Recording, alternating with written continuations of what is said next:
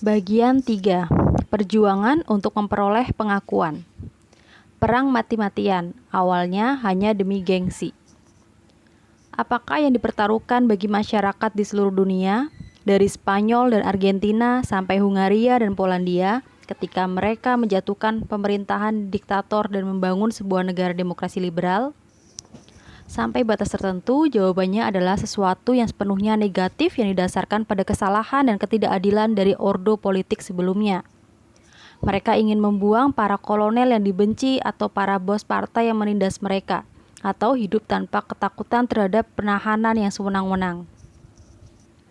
Mereka yang tinggal di Eropa Timur atau Uni Soviet memikirkan atau berharap bahwa mereka bisa memperoleh kemakmuran kapitalis, karena kapitalisme dan demokrasi sangat terkait erat menurut pemikiran banyak orang. Namun, sebagaimana yang telah kita lihat adalah kemungkinan yang nyata untuk memiliki kemakmuran tanpa kemerdekaan, sebagaimana Spanyol atau Korea Selatan atau Taiwan yang berada di bawah kekuasaan otokratis. Meskipun dalam masing-masing negara ini, kemakmuran itu ternyata belum cukup. Setiap upaya untuk menggambarkan impuls manusia yang mendasar yang mengarah pada revolusi-revolusi liberal pada akhir abad ke-20 atau revolusi liberal seperti yang terjadi semenjak revolusi Amerika dan Prancis pada abad ke-18 hanya merupakan revolusi yang bersifat ekonomis yang sama sekali tidak memadai. Mekanisme yang diciptakan oleh sains alam modern tetap merupakan catatan yang parsial dan pada akhirnya tidak memuaskan mengenai proses sejarah. Pemerintah bebas memilih suatu perjalanan positif yang dimilikinya. Ketika Presiden Amerika Serikat atau Prancis memuji kemerdekaan dan demokrasi, mereka dipuji sebagai sesuatu yang bagus dalam diri mereka sendiri, dan pujian ini tampaknya memiliki gaung untuk orang di seluruh dunia. Untuk memahami gaungan ini, kita perlu memahami kembali Hegel, filsuf yang pertama kali menjawab panggilan Kant dan telah menulis apakah yang menyisakan dalam cara sejarah universal yang sangat serius. Sebagaimana ditafsirkan oleh Alexander Kojev, Hegel memberi kita suatu alternatif mekanisme dengan memahami proses sejarah, satu yang berdasar pada perjuangan untuk memperoleh pengakuan. Sementara itu, kita tidak perlu meninggalkan catatan sejarah ekonomi kita. Pengakuan mengizinkan kita untuk memperoleh kembali suatu dialektika sejarah non-materialis secara total, yaitu lebih kaya dalam memahami motivasi manusia daripada versi Marxis atau daripada tradisi sosiologi yang muncul dari Marx. Hal itu tentu suatu legitimasi pertanyaan seperti apakah interpretasi Kojev terhadap Hegel, atau apakah itu bersih campuran dari ide-ide yang sebagaimana mestinya Kojevian. Kojev mengambil elemen tertentu dari Hegel, seperti perjuangan untuk memperoleh pengakuan dan akhir sejarah, dan membuat perhiasan mereka yang mengajarkan dengan cara yang mungkin tidak dilakukan Hegel. Sementara itu, menemukan keaslian Hegel adalah suatu tugas yang penting untuk menggunakan argumen saat ini. Kita tidak ditarik dalam Hegel per se, melainkan ke dalam Hegel sebagaimana diinterpretasikan Kojev, atau mungkin sesuatu yang baru, filsuf turunan yang bernama Hegel-Kojev. Dalam merujuk Hegel selanjutnya, sesungguhnya kita akan merujuk Hegel-Kojev dan akan menjadi lebih tertarik pada ide-ide mereka sendiri daripada dengan para filsuf yang secara murni menyuarakan mereka. Seseorang mungkin berpikir bahwa untuk menemukan arti sesungguhnya dari liberalisme, ia akan kembali pada para filsuf yang menemukan sumber asli liberalisme, Hobbes, dan Locke. Untuk masyarakat liberal yang lebih tua dan yang dapat bertahan sangat lama dalam tradisi Anglo-Saxon, seperti Inggris, Amerika Serikat, dan Kanada, memiliki sebuah pemahaman atau self-understanding yang tipikal dalam istilah Lockean. Kita akan kembali pada kenyataan Locke dan Hobbes seperti Hegel sangat menarik untuk kita karena dua alasan. Pertama, ia memberi kita suatu pemahaman terhadap liberalisme yang lebih mulia daripada Hobbes dan Locke. Pada akhirnya, sama bahayanya dengan ucapan penganut liberalisme Locke yang suatu ketepatan yang tidak berhenti dengan produksi masyarakat dan prototipe produk masyarakat, yaitu bourgeois. Pada akhirnya, ketidaktentraman akan sesuai dengan kenyataan moral yang tunggal, yaitu bourgeois yang telah dipenuhi dengan barang-barang kesejahteraan yang dimilikinya, dan juga semangat umum atau berbudi luhur atau dedikasi untuk komunitas yang lebih luas di sekeliling mereka. Dalam jangka pendek, borjuis mementingkan diri sendiri, dan kepentingan terhadap diri sendiri itu berada dalam inti dari kritik masyarakat liberal, yaitu Marxisme kiri dan aristokratis kanan.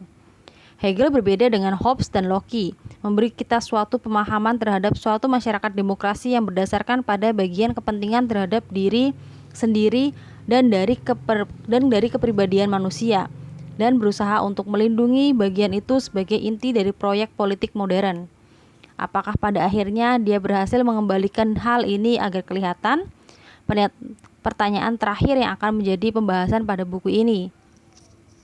Alasan kedua untuk kembali pada Hegel adalah dengan memahami sejarah sebagai suatu perjuangan untuk memperoleh pengakuan. Sesungguhnya sangat berguna dalam menjelaskan cara untuk melihat dunia kontemporer. Kita adalah penduduk negara-negara demokrasi liberal yang sering digunakan untuk mencatat peristiwa-peristiwa yang mengurangi motivasi ekonomi sekarang ini, sehingga persepsi yang sepenuhnya kita miliki adalah borjuis, yang biasanya kita dikejutkan untuk menemukan bagaimana kehidupan non-ekonomi secara total sangat bersifat politis. Memang bagaimanapun juga kita tidak memiliki kosakata yang umum untuk menyatakan sisi kebanggaan dan kesombongan dari hakikat manusia yang bertanggung jawab menuju kepada kebanyakan perang dan konflik politik. Perjuangan untuk mencapai pengakuan adalah suatu konsep yang sama tuanya dengan filsafat politik dan menunjuk pada suatu fenomena yang terakhir secara umum dengan kehidupan politik itu sendiri. Jika itu tampak pada kita sekarang sebagai suatu istilah yang agak asing dan tidak terkenal, itu hanya karena keberhasilan ekonomisasi dari pemikiran kita yang telah berhasil pada 400 tahun yang lalu. Memang perjuangan untuk mencapai pengakuan membuktikan semua tempat di sekeliling kita dan menggarisbawahi gerakan-gerakan dewasa ini untuk hak-hak liberal. Apakah itu di Uni Soviet, Eropa Timur, Afrika Selatan, Asia, Amerika Latin, atau di Amerika Serikat sendiri. Untuk menemukan arti perjuangan untuk memperoleh pengakuan, kita perlu memahami konsep Hegel mengenai manusia. Untuk itu, para ahli liberalisme modern yang mendahului Hegel mendiskusikan mengenai hakikat manusia yang dihadirkan sebagai suatu cara untuk memerankan manusia pertama, yaitu manusia dalam state of nature. Hobbes, Locke, dan Rousseau tidak pernah bermaksud bahwa state of nature akan dipahami sebagai suatu yang empiris atau catatan sejarah dari manusia primitif, tetapi lebih merupakan suatu bentuk pengalaman dalam mengambil garis yang menempatkan aspek-aspek dari kepribadian manusia yang secara sederhana menghasilkan konvensi seperti kenyataan seorang Italia atau seorang aristokrat atau seorang Buddhis, dan untuk menemukan sifat-sifat yang sudah umum manusia sebagai manusia. Hegel menyangkal bahwa dia memiliki doktrin mengenai state of nature dan pada kenyataannya akan mengembalikan suatu konsep mengenai hakikat manusia yang permanen dan tidak dapat berubah. Baginya, manusia adalah bebas dan tidak ditentukan, oleh karena itu mampu menciptakan alam yang dimilikinya dalam hal waktu sejarah. Dan juga proses-proses penciptaan sejarah itu sendiri memiliki suatu titik awal yang mencari semua tujuan dan usaha seperti suatu ajaran state of nature. Hegel dan Phenomenology of Mind menggambarkan seorang manusia primitif pertama yang hidup pada awal sejarah yang merupakan fungsi filsafat yang tidak bisa dibedakan dari manusia pertama ini adalah suatu prototipe manusia yang memiliki atribut-atribut manusia yang fundamental yang terutama muncul untuk menciptakan masyarakat sipil dan proses sejarah. Hegel menyamakan manusia pertama dengan binatang-binatang tertentu yang hidup berdasarkan hasrat-hasrat alami, seperti hasrat untuk mencari makan, tidur, untuk memperoleh perumahan, dan untuk melestarikan kehidupan yang dimilikinya. Hegel menuju pada perkembangan ini, bagian dari alam atau dunia fisik. Namun, manusia pertama Hegel secara radikal berbeda dengan binatang-binatang bahwa dia tidak hanya menginginkan yang nyata, objek-objek yang positif, sepotong daging atau jaket dari bulu binatang supaya hangat, atau perumahan untuk hidup di dalamnya, tetapi juga benda-benda yang secara total bersifat non-material. Semua di atas itu dia harapkan dari orang lain, yaitu yang diinginkan atau yang diizinkan oleh orang lain. Memang bagi Hegel, seorang individu tidak menjadi sadar diri bahwa dirinya sendiri sebagai suatu yang memisahkan manusia tanpa izin dari manusia lain. Dengan kata lain, manusia adalah suatu awal dari nilainya sendiri dan identitas yang melekat yang berhubungan dengan nilai yang ditempatkan orang lain padanya. Dia dalam tulisan David Riesman secara fundamental diarahkan lain, sementara binatang menunjukkan tingkah laku sosial. Tingkah laku ini bersifat insting dan berdasar pada kepuasan bersama dari kebutuhan alam. Seekor ikan lumba-lumba atau seekor kera menginginkan ikan atau pisang, tidak mengharapkan lumba-lumba atau kera lain. Sebagaimana Kojif menjelaskan bahwa seorang manusia yang dapat berharap suatu benda yang sempurna meskipun dari sudut pandang biologis, seperti medali atau bendera musuh, dia menginginkan tidak untuk diri mereka sendiri tetapi mereka berhasrat dengan manusia lain. Namun Hegel membedakan manusia pertamanya dengan binatang dalam suatu cara yang sangat fundamental. Manusia tidak hanya ingin diakui oleh orang lain, tetapi untuk diakui sebagai manusia. Karakteristik manusia yang sangat fundamental dan unik yaitu kemampuannya untuk mempertaruhkan kehidupan yang dimilikinya. Selanjutnya, manusia pertama bertemu dengan manusia yang lain yang memimpin suatu perjuangan yang keras, yang di dalamnya tiap-tiap peserta berusaha untuk membuat yang lain mengakuinya dengan mempertaruhkan kehidupan yang dimilikinya. Manusia adalah satu arah lain yang secara fundamental adalah binatang sosial, tetapi kesenangannya untuk bergaul tidak membawanya masuk ke dalam suatu perjuangan yang keras menuju kematian demi gengsi yang murni. Peperangan berdarah ini dapat menjadi satu dari 3 akibat. Hal itu dapat membawa pada kematian dari seorang kontestan yang dalam kasus itu pemenangnya tidak puas karena tidak ada kesadaran manusia lain yang lebih lama untuk mengizinkannya. Atau akhirnya perang dapat berhenti dalam hubungan tuan dan budak yang di dalamnya seorang kontestan harus dapat memutuskan untuk tunduk dalam satu kehidupan perbudakan daripada menghadapi resiko kematian yang menyakitkan.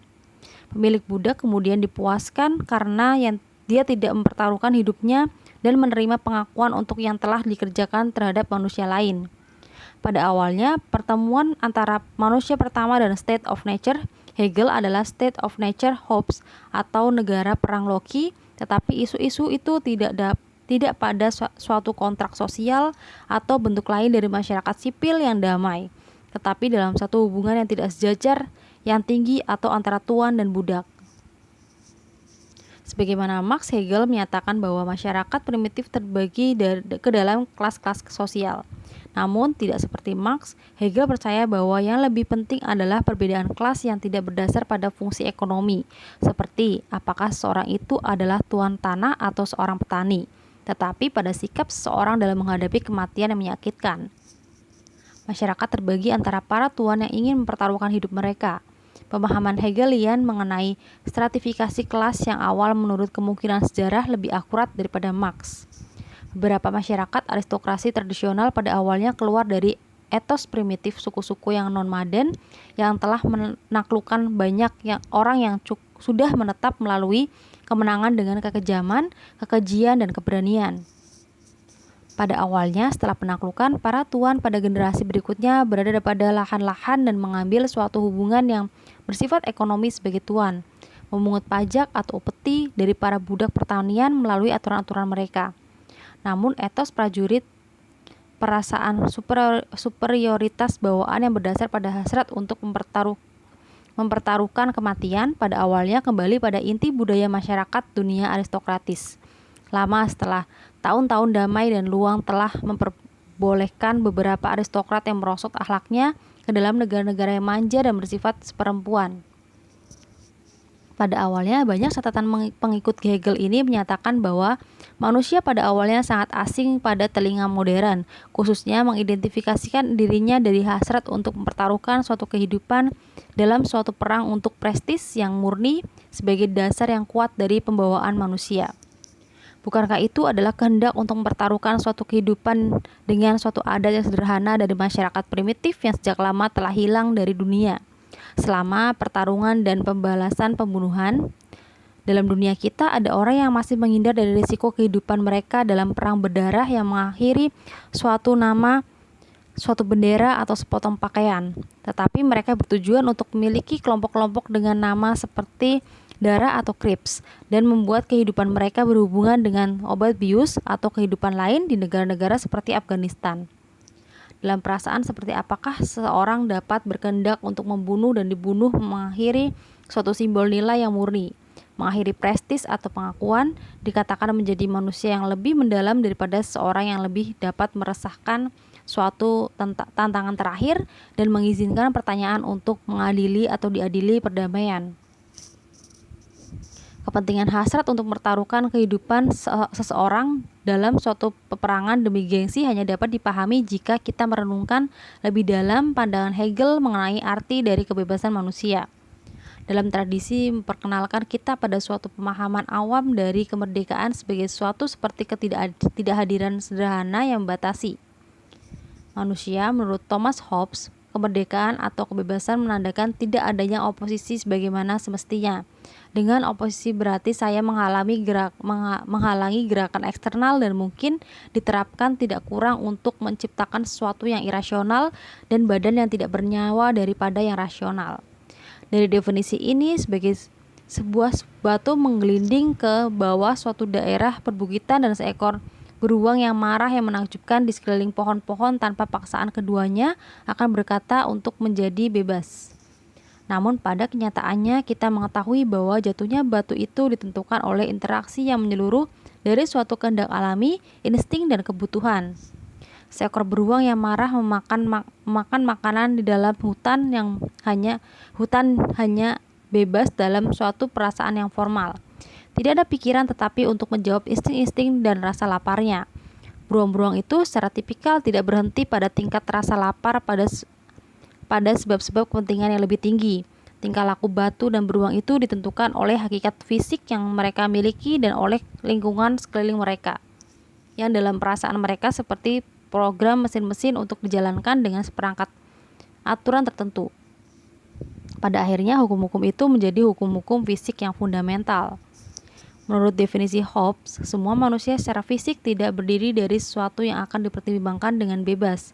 Namun untuk mengembangkan bahwa manusia memiliki suatu fisik atau hakikat binatang, mereka dapat juga berpikir tidak lebih sebatas pengumpulan kebutuhan, insting-insting, hasrat-hasrat, nafsu-nafsu yang mempengaruhi pada sesuatu yang lengkap, tetapi pada akhirnya cara mekanik yang menentukan tingkah laku pribadi. Kemudian seorang yang menahan lapar dan manusia yang menahan dingin berusaha untuk memuaskan kebutuhan alamiah untuk makanan dan perumahan adalah tidak lebih dari beruang atau sebagaimana batu itu. Secara sederhana, dia adalah suatu mesin yang dioperasikan dengan lebih rumit menurut hukum-hukum yang lebih rumit. Kenyataan bahwa dia tidak menghadapi paksaan fisik dalam pencariannya untuk makanan dan perumahan hanya menciptakan kesamaan, tetapi bukanlah kenyataan dari kebebasan. Kerja besar politik Hobbes, Leviathan, hanya memulai dengan perumpamaan, suatu gambaran manusia sebagai suatu mesin yang sangat rumit. Dia mematahkan hakikat manusia ke dalam suatu rangkaian hasrat-hasrat dasar seperti kegembiraan, perasaan sakit, rasa takut, harapan, kemarahan, dan ambisi yang di dalamnya ia percaya pada perbedaan kombinasi yang cukup untuk menentukan dan menjelaskan keseluruhan tingkah laku manusia. Kemudian pada akhirnya Hobbes tidak percaya bahwa manusia bebas dalam memiliki rasa, suatu kapasitas untuk pilihan moral. Dia dapat menjadi kurang atau lebih rasional dalam tingkah lakunya, tetapi bahwa rasionalitas secara sederhana memberikan akhir pelestarian diri yang diberikan oleh alam. Dan alam dapat diterangkan secara penuh oleh hukum-hukum materi dalam gerakan. Hukum-hukum yang baru ini diterangkan dan dianalisa dengan detail oleh Sir Isaac Newton. Dalam mempertentangkannya, Hegel memulai dengan suatu perbedaan memahami manusia secara lengkap. Namun manusia hanya ditentukan oleh fisiknya atau hakikat kebinatangannya, tetapi sangat humanis dalam melakukan kemampuannya untuk mengatasi atau menghilangkan hakikat alam itu. Dia tidak hanya bebas dalam perasaan formal, Hobbes menjadi tidak terpaksa secara fisik tetapi bebas dalam perasaan metafisik yang secara radikal menjadi tidak ditentukan oleh alam. Dalam waktu dekat dia mampu membenarkan pilihan moral, yaitu pilihan antara dua hal dari tindakan yang tidak sederhana mendasari kegunaan terbesar dari sesuatu yang lain. Tetapi karena suatu kemerdekaan yang melekat untuk membuat dan setia pada hukum yang dimilikinya, dan jalinan martabat manusia yang spesifik tidak berada dalam suatu kemampuan menghitung suatu kemenangan yang membuat mesin menjadi lebih pandai daripada binatang-binatang yang lebih rendah, tetapi justru dalam kapasitas itu untuk membebaskan pilihan moral. Namun, bagaimana kita tahu bahwa manusia bebas menentukan perasaan yang lebih mengenai hal ini? Tentu saja, beberapa hal dan pilihan manusia pada kenyataannya hanyalah kalkulasi dari kepentingan sendiri yang tidak lebih dari melayani pemuasan hasrat atau nafsu-nafsu binatang. Sebagai contoh, seorang manusia mungkin menghindar dari pencurian sebuah apel dari kebun buah tetangga, tetapi tidak semua keluar dari perasaan moral, tetapi karena dia merasa takut bahwa ganti ruginya akan lebih keras daripada pemuasan rasa laparnya, atau karena ia mengetahui akan pergi untuk suatu liburan dan apel-apel itu akan segera ia ambil. Dengan cara ini, ia dapat menghitung bahwa ia tidak membuatnya kurang ditentukan oleh insting alamiahnya. Dalam kasus ini, rasa lapar dari seekor binatang yang secara sederhana merebut apel itu. Hegel tidak akan menyangkal bahwa manusia memiliki suatu sisi binatang atau suatu batas yang ditentukan oleh alam. Dia harus makan dan tidur. Namun dia juga harus menentukan kemampuannya bergerak dalam cara-cara yang secara total tidak bertentangan dengan insting-insting alamiahnya, dan tidak menentang mereka demi memuaskan suatu insting yang lebih tinggi atau lebih berkuasa, tetapi dalam suatu cara yang murni untuk kepentingan pertentangan itu. Inilah mengapa hasrat untuk mempertahankan suatu kehidupan yang dimiliki dalam suatu peperangan untuk memainkan prestis yang murni seperti suatu hukum yang penting dalam catatan sejarah Hegel. Untuk mempertaruhkan kehidupannya, manusia memberikan tindakan yang sebaliknya yang dapat dilakukan untuk kekuasaan yang lebih dan insting dasar, yaitu insting untuk melestarikan dirinya. Sebagaimana Kojif menempatkannya, hasrat kemanusiaan harus berhasil terhadap hasrat binatangnya untuk melestarikan dirinya. Dan itulah mengapa ini penting bahwa peperangan dari zaman purba pada awal sejarah terjadi melalui prestis sendiri, atau suatu yang tampak sepele seperti suatu medali atau bendera yang menandakan pengakuan. Alasan bahwa saya berjuang adalah agar orang lain mengakui kenyataan bahwa saya akan mempertaruhkan kehidupan saya, dan oleh karena itu saya adalah manusia yang bebas dan otentik. Jika peperangan berdarah dilakukan untuk beberapa tujuan, atau sebagaimana kitab Bourgeois diajarkan oleh Hobbes dan Locke akan mengatakan beberapa tujuan rasional, seperti perlindungan keluarga kita atau pemindahan kepemilikan tanah lawan kita. Kemudian perang itu sendiri secara sederhana akan dilakukan untuk memuaskan beberapa kebutuhan hewan lain.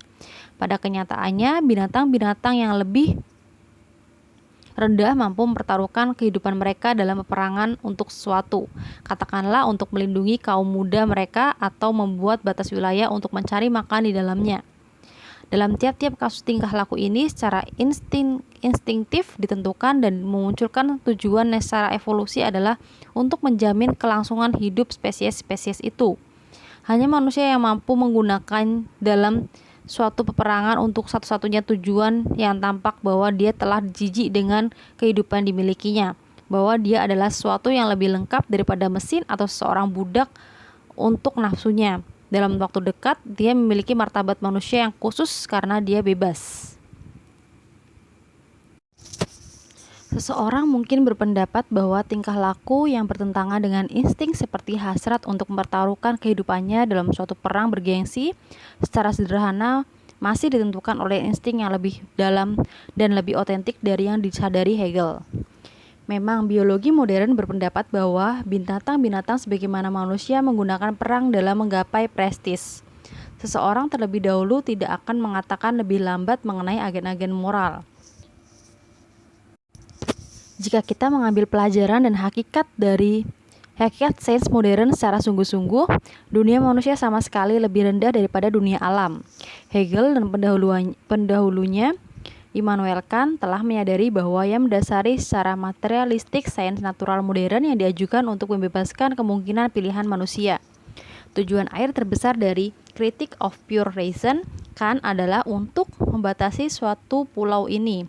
Memang, suatu pulau dipegang sangat teguh dan diimpikan Kant. sekarang ini melebihi kapasitas atau tujuan kita untuk menganalisa kemampuan pulau yang diciptakan oleh idealisme Jerman itu. Pertanyaan metafisika kemungkinan membebaskan pilihan manusia, sebagaimana Rousseau berkata, I abim de la philosophie. Tetapi jika kita mengambil selain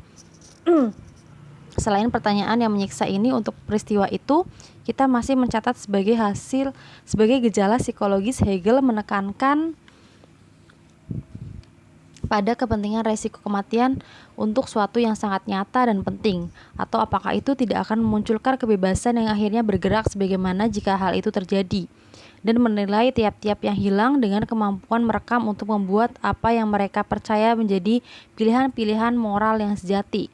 Sementara kebanyakan aktivitas manusia diarahkan menuju kebutuhan-kebutuhan alami. Sejumlah waktu yang penting dihabiskan dalam mencatat tujuan-tujuan yang lebih cepat.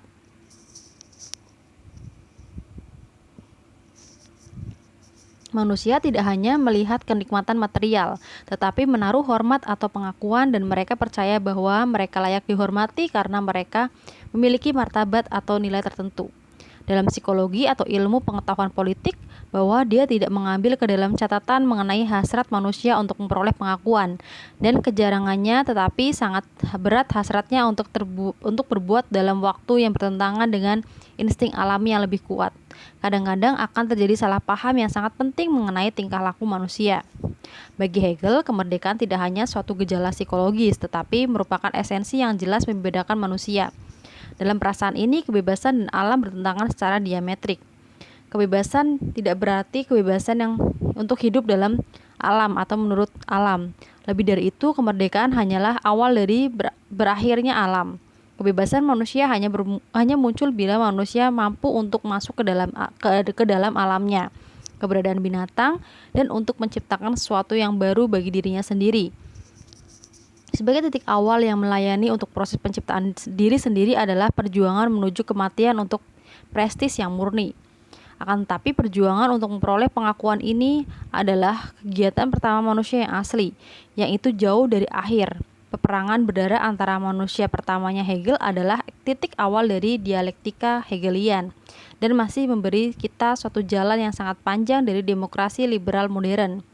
Problem sejarah manusia dapat dilihat dalam perasaan yang khusus, bagaimana pencarian suatu cara untuk memuaskan hasrat para pemilik budak dan budak untuk pengakuan yang sama dan sejajar, mengakhiri sejarah dan kemenangan suatu tatanan sosial yang menyempurnakan tujuan ini. Sebelum menggambarkan lebih lanjut tahap-tahap dalam evolusi dialektika, bagaimanapun akan berguna untuk menghadapkan catatan Hegel mengenai manusia pertama dalam State of Nature dengan para pendiri liberalisme modern tradisional, Hobbes dan Locke.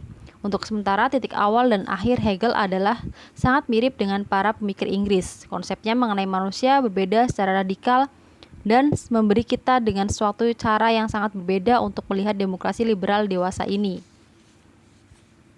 Manusia pertama. Negara-negara demokrasi liberal kontemporer tidak muncul dari kabut yang membayangi tradisi.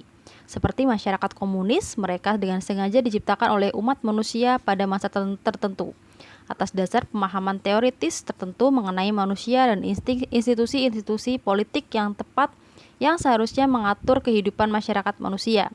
Sementara demokrasi liberal tidak dapat mencari jejak asal-usul teoritisnya pada penguasa tunggal seperti Karl Marx.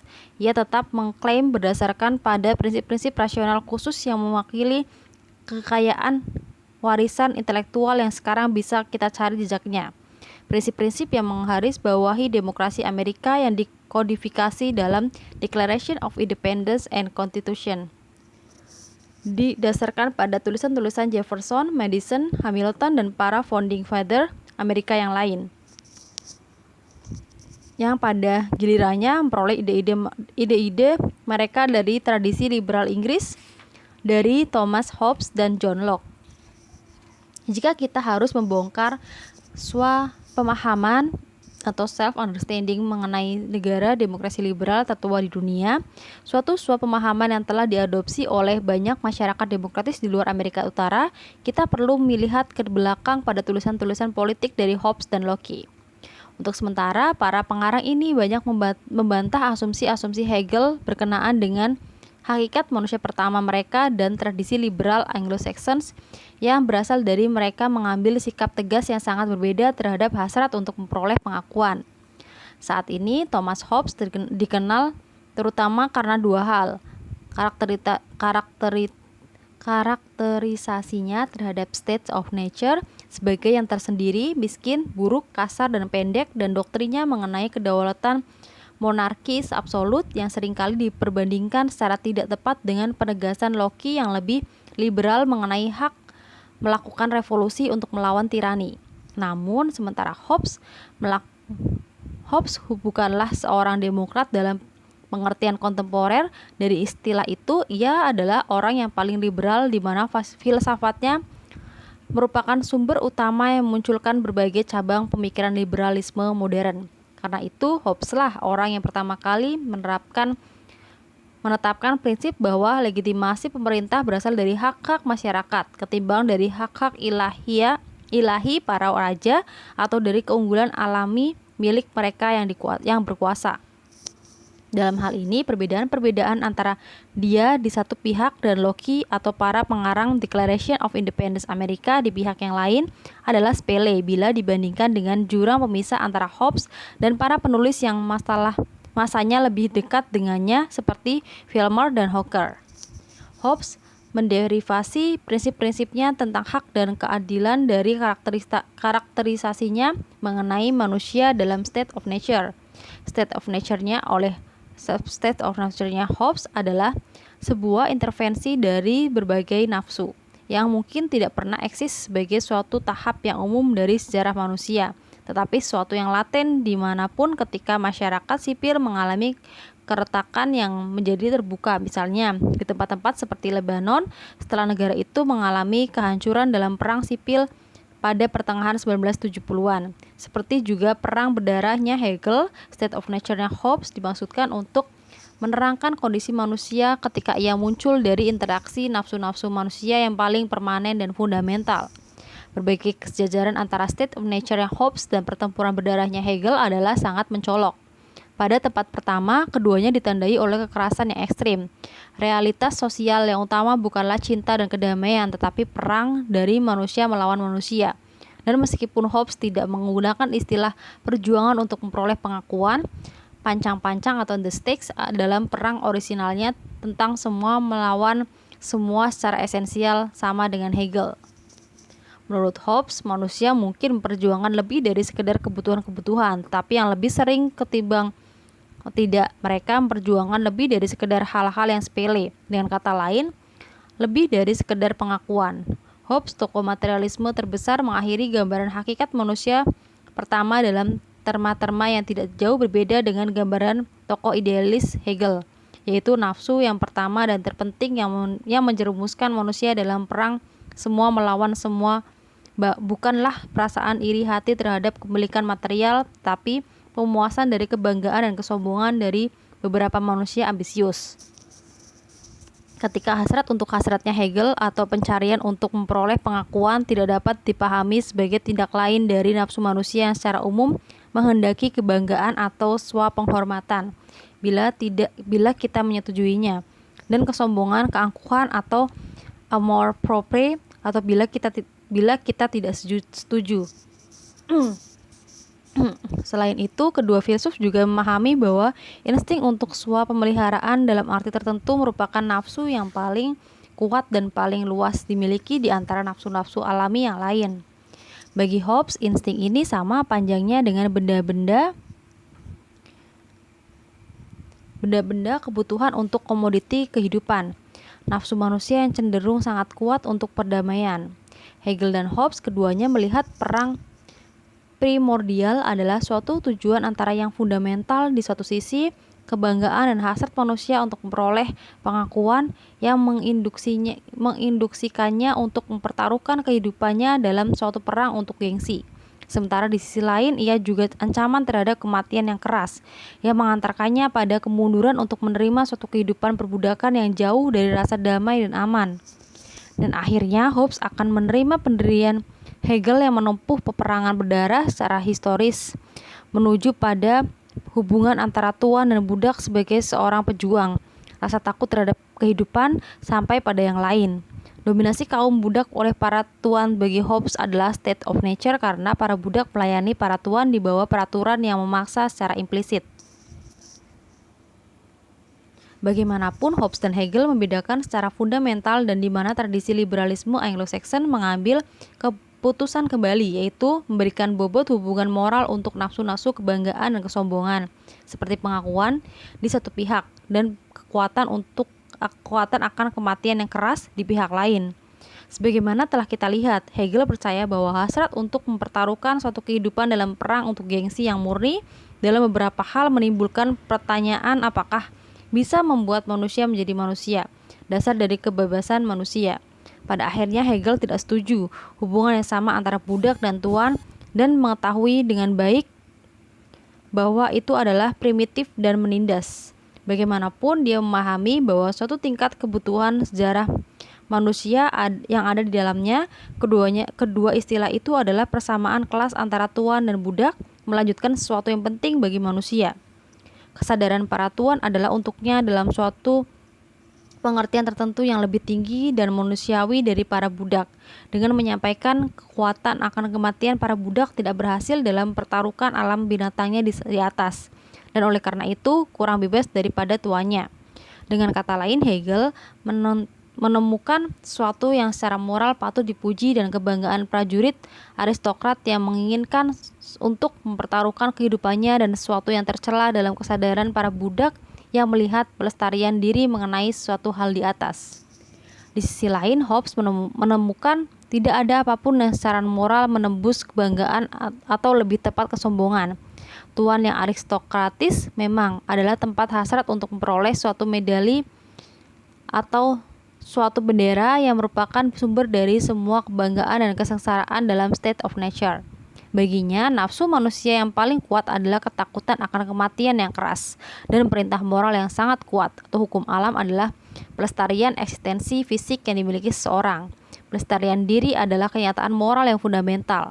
Semua konsep keadilan dan kebenaran dari Hobbes dibangun dalam pencarian rasional dari pelestarian diri. Sementara ketidakadilan dan kesalahan adalah suatu yang memimpin menuju kekerasan, perang, dan kematian. Di tengah ketakutan akan kematian itu, apakah yang mendorong Hobbes menuju negara liberal yang modern? Dalam state of nature lebih dahulu membangun hukum dan pemerintah yang positif. Hukum alam untuk setiap manusia yang melestarikan eksistensi yang dimilikinya, memberinya hak untuk mengartikan apapun yang butuh pertimbangan untuk menyelesaikan akhir itu, termasuk sesuatu yang kejam, di mana manusia tidak lagi mempunyai tuan akibat sesuatu yang tidak bisa dielakkan, yakni perang anarkis semua melawan semua. Penyembuhan untuk anarki ini adalah pemerintah yang dibangun berdasarkan kontrak sosial yang di bawahnya semua manusia setuju untuk menyadarkan diri untuk semua hal dan puas dengan kemerdekaan yang luas melawan dirinya sendiri. Hanya sumber dari suatu legitimasi yang dimiliki negara yang mampu untuk melindungi dan melestarikan hak-hak yang dimiliki individu-individu itu sebagai manusia. Bagi Hobbes, hak manusia yang fundamental adalah suatu yang dapat melestarikan kehidupan dan cukup untuk mencegah datangnya suatu perang antara semua melawan semua. Bagaimanapun juga perdamaian dan hak untuk melestarikan diri tidak datang dengan cuma-cuma. Secara fundamental, kontrak sosial Hobbes adalah suatu persetujuan yang merupakan pengganti pelestarian eksistensi fisik mereka. Manusia tidak hanya akan mengorbankan kebanggaan tetapi juga kesombongan mereka. Dengan kata lain, Hobbes meminta bahwa pada khususnya manusia mengorbankan perjuangan mereka untuk diakui sebagai yang unggul berdasarkan hasrat mereka untuk diakui. Perjuangan untuk diakui sebagai yang unggul berdasarkan pada hasrat mereka untuk mempertaruhkan kehidupan mereka dalam suatu perang yang bergengsi. Sisi manusia yang berusaha untuk menunjukkan keunggulan dirinya sendiri pada manusia lain, mendominasi mereka atas dasar keunggulan yang baik. Sifat mulia yang berjuang melawan pembatasan semua manusia atau human all too human adalah untuk membujuk kebodohan kebanggaannya. Oleh karena itu, tradisi liberal yang muncul dari Hobbes secara eksplisit sedikit membawa maksud yang akan melebihi alam hewani mereka dan memaksanya atas nama nafsu menyatakan sambutan paling rendah dari yang dimiliki manusia pelestarian diri. Memang adalah suatu sambutan persamaan yang tidak hanya untuk manusia tetapi juga untuk binatang yang lebih rendah. Bertentangan dengan Hegel, Hobbes percaya bahwa hasrat untuk memperoleh pengakuan tidak dimulai dari kemerdekaan manusia tetapi sumber dari kesengsaraan. Meskipun judul buku Hobbes yang sangat terkenal menjelaskan bahwa Tuhan mempunyai kekuasaan terbesar dari Leviathan yang disebutnya raja dengan perasaan bangga. Hobbes membandingkan negaranya dengan Leviathan karena itu adalah raja dari semua anak-anak kebanggaan. Leviathan tidak memuaskan kebanggaan itu, tetapi menundukkannya. Jarak Hobbes sampai semangat 1776 dan sampai demokrasi liberal adalah satu yang sangat pendek. Hobbes percaya pada kelangsungan monarki mutlak, bukan karena semua yang melekat pada beberapa perasaan terhadap hukum, tetapi karena dia percaya bahwa suatu monarki dapat ditanamkan dengan suatu pendekatan persetujuan yang umum. Persetujuan pemerintah dipercaya tidak hanya didapatkan, sebagaimana yang kita miliki hari ini, melalui kebebasan kartu pemilihan yang rahasia, pemilihan multipartai berdasarkan pada hak pilih, tetapi melalui suatu bentuk yang menyatakan izin secara diam-diam dalam suatu hasrat warga negara untuk hidup di bawah suatu pemerintahan tertentu dan tinggal dengan hukum-hukumnya. Bagi Hobbes itu adalah suatu yang sangat jelas berbeda antara despotisme dan pemerintahan yang sah. Oleh karena itu, dua hal yang mungkin mirip dengan sisi luar atau contoh keduanya diambil dari monarki absolut, suatu pemerintahan yang sah yang memiliki izin umum, sementara despot tidak. Pilihan Hobbes mengenai hukum manusia adalah melalui parlemen atau hukum yang demokratis yang merefleksikan kepercayaannya dalam kebutuhan pemerintah yang kuat untuk menindas kebanggaan itu. Dan bukan karena itu, dia seperti menunjukkan prinsip kelangsungan yang umum. Kelemahan dalam argumentasi Hobbes ini adalah tendensi dari legitimasi kaum monarki yang menyiapkan sesuatu dengan cepat ke dalam kehidupan despot. Dengan keluar dari suatu mekanisme institusi seperti pemilihan umum untuk mendaftar izin yang umum, yang pada akhirnya akan menjadi sulit untuk mengetahui apakah suatu bagian monarki sudah mengizinkan atau belum. Hal itu kemudian dengan mudah berhubungan dengan John Locke untuk memodifikasi kelangsungan doktrin monarki Hobbes ke dalam suatu bentuk parlemen atau kelangsungan legislatif berdasarkan pada hukum mayoritas. Locke setuju dengan Hobbes bahwa pelestarian diri adalah nafsu yang sangat fundamental dan bahwa hak untuk hidup adalah hal fundamental yang berasal dari yang lain. Sementara itu, pandangan terhadap state of nature lebih lunak daripada Hobbes. Dia berpendapat bahwa tujuan untuk meneruskan ke dalam suatu negara perang atau anarki, bahwa pemerintah yang sah menumbuhkan kebutuhan untuk melindungi manusia dari kekerasan yang dimilikinya. Namun Locke menunjukkan bahwa raja-raja yang absolut dapat melanggar hak manusia untuk melestarikan diri. Sebagaimana bila seorang raja melandasi suatu hal dengan sewenang-wenang untuk milik dan hidupnya. Penyembuhan untuk ini bukanlah monarki absolut melainkan pemerintah yang terbatas.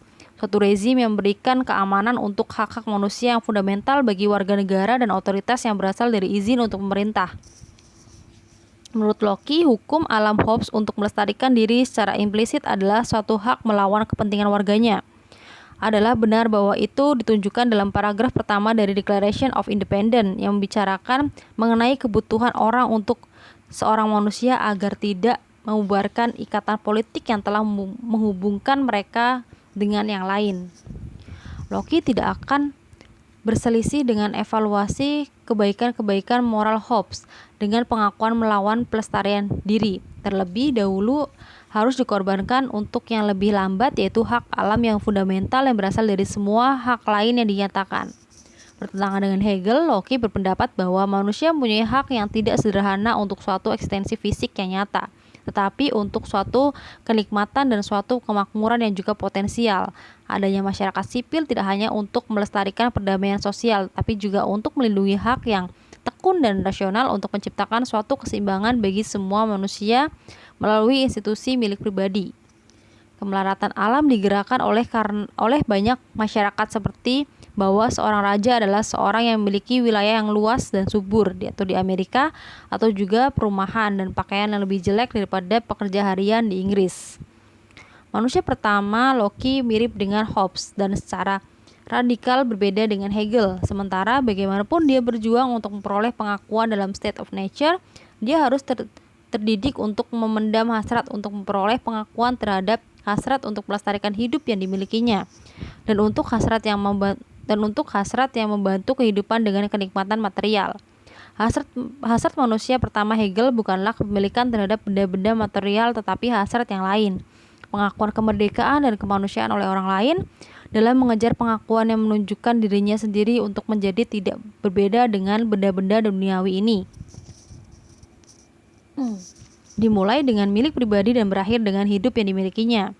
Dengan mempertentangkan manusia pertama, Locke masuk dalam masyarakat sipil yang tidak sederhana untuk melindungi barang-barang yang dimiliki dalam state of nature, tetapi untuk membuka kemungkinan memperolehnya tanpa batas.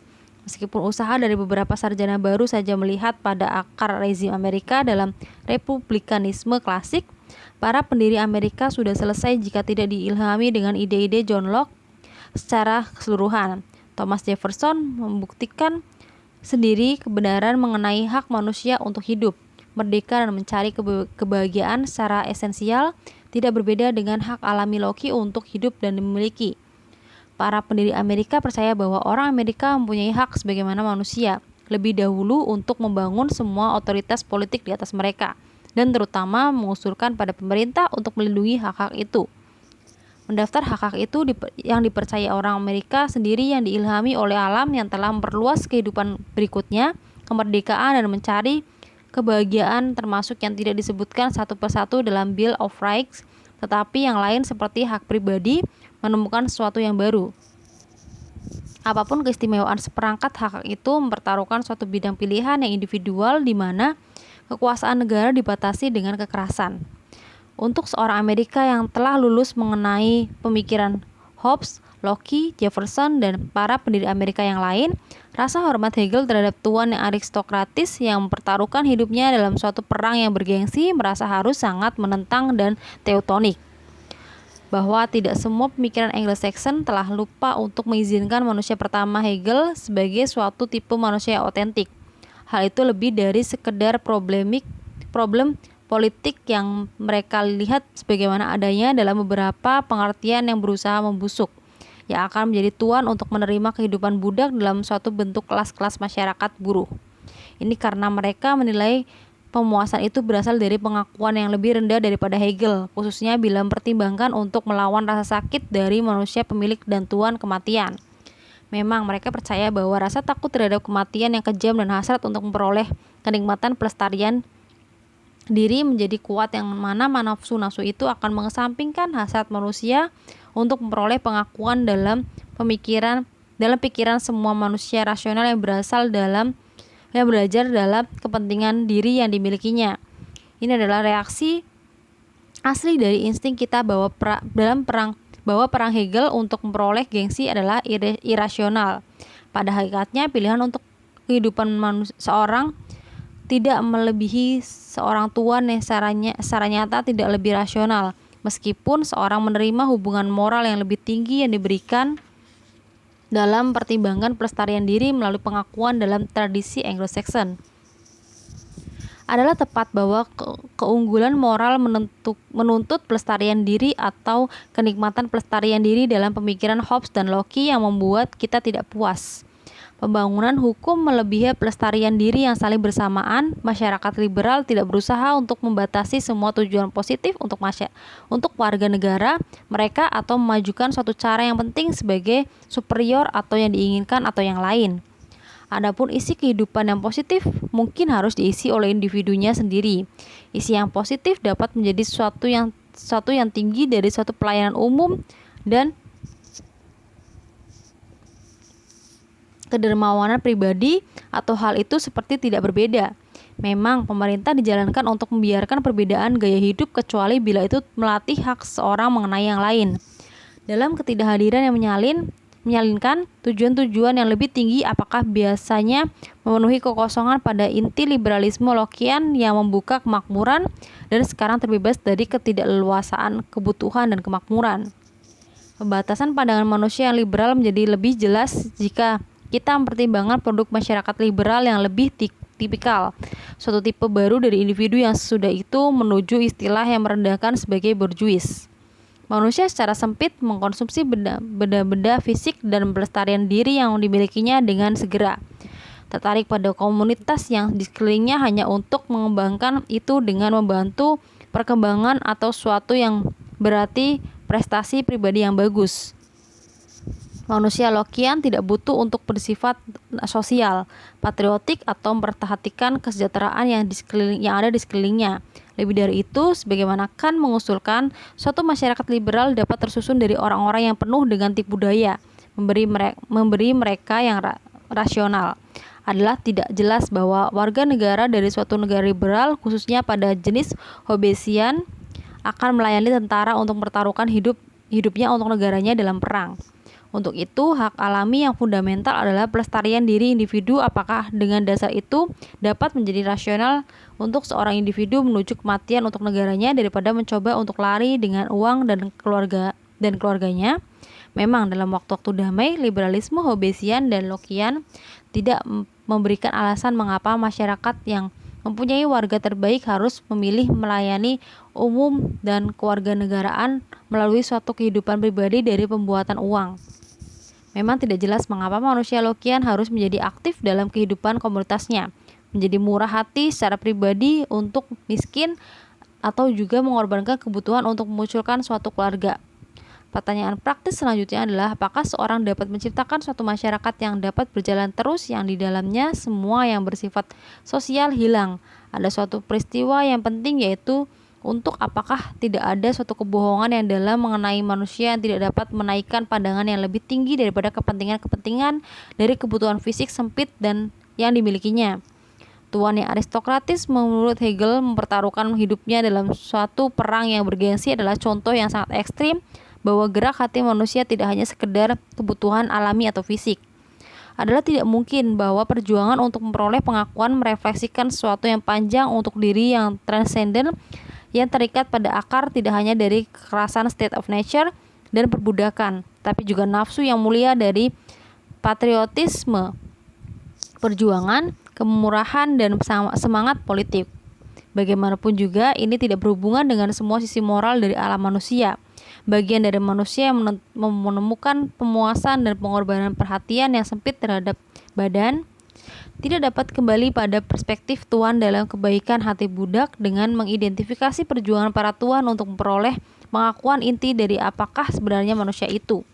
Hegel melihat dengan rasa hormat dan memelihara suatu dimensi moral tertentu untuk kehidupan manusia secara keseluruhan hilang dalam susunan masyarakat oleh Hobbes dan Locke. Dengan kata lain, Hegel memahami manusia sebagai suatu agen moral yang mempunyai martabat khusus yang berhubungan dengan kemerdekaan terdalam dari ketentuan fisik atau alam. Ini adalah dimensi moral dan berjuang untuk diakui, yaitu motor yang menggerakkan proses sejarah. Namun, bagaimana perjuangan untuk memperoleh pengakuan dan resiko untuk perangan berdarah yang secara turun-temurun berhubungan dengan fenomena moral yang lebih kita kenal? Untuk menjawab pertanyaan ini, kita tentu harus melihat secara lebih dalam pada pengakuan dan mencoba untuk memahami sisi kepribadian manusia dan memunculkannya.